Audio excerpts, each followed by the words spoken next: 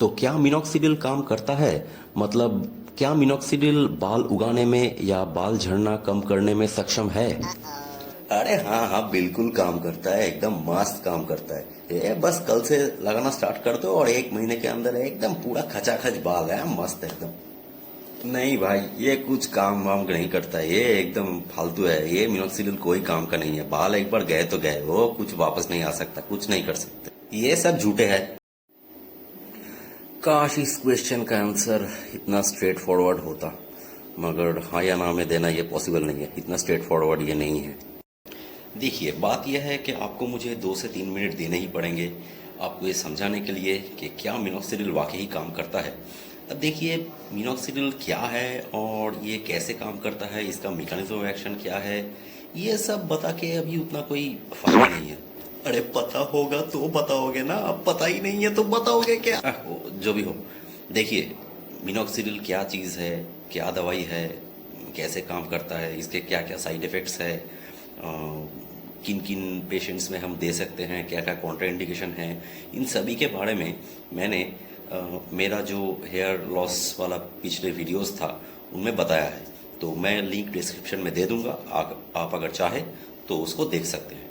लेकिन आज अभी सिर्फ मैं अपने पर्सनल एक्सपीरियंस से मैंने क्या गेन किया है, क्या सीखा है कि ये दवाई कितना काम करता है, उसके ऊपर ही फोकस करूंगा। तो चलिए शुरू करते हैं।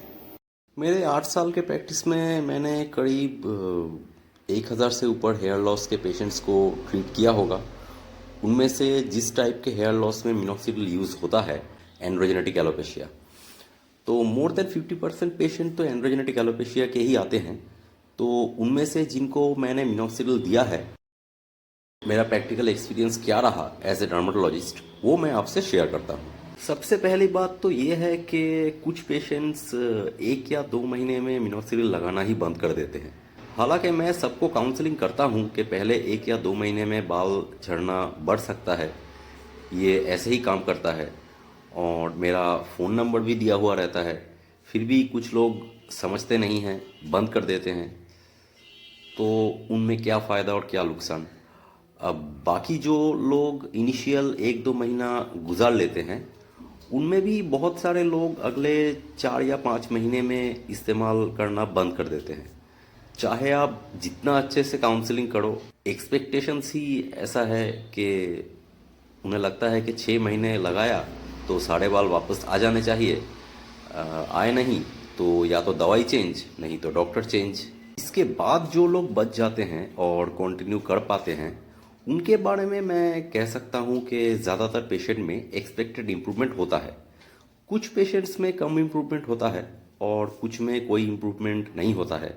जी हाँ, बिल्कुल ठीक सुना। ऐसा हो सकता है कि आपने मिनोक्सिडिल 6 महीने या 1 साल लगाया, फिर भी आपको कुछ भी इम्प्रूवमेंट नहीं हुआ। तो अल्टीमेटली कंक्लूजन क्या है? देखिए, हेयर लॉस का कोई भी परमानेंट ट्रीटमेंट नहीं है। इवन हेयर ट्रांसप्लांट के बाद भी आपको ज़िंदगी भर मिनोक्सिडिल लगाने के लिए ही कहा जाता है। तो आप समझ सकते हैं कि ये दवाई कितना इम्पोर्टेंट है। बहुत से लोग ऐसे बोलेंगे कि ये सीरम मिलता है, ये दवाई मिलता है हेयर लॉस के लिए, लेकिन मेरी बात मानिए, मिनोक्सिडिल जैसा कोई भी दवाई उपलब्ध नहीं है।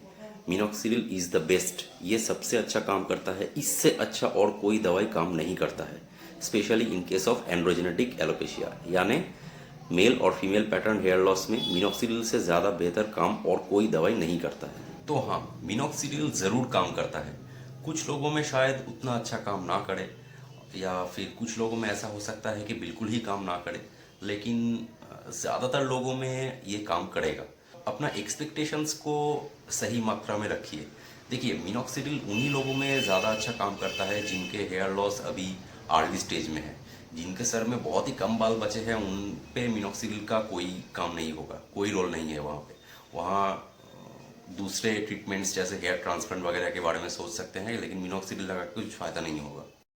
और एक इम्पॉर्टेंट बात है जो आप लोगों को याद रखना पड़ेगा, वो ये है कि हमारा एक नॉर्मल हेयर साइकिल है, जिसके वजह से हर रोज़ हमारे कुछ ना कुछ बाल गिर जाते हैं।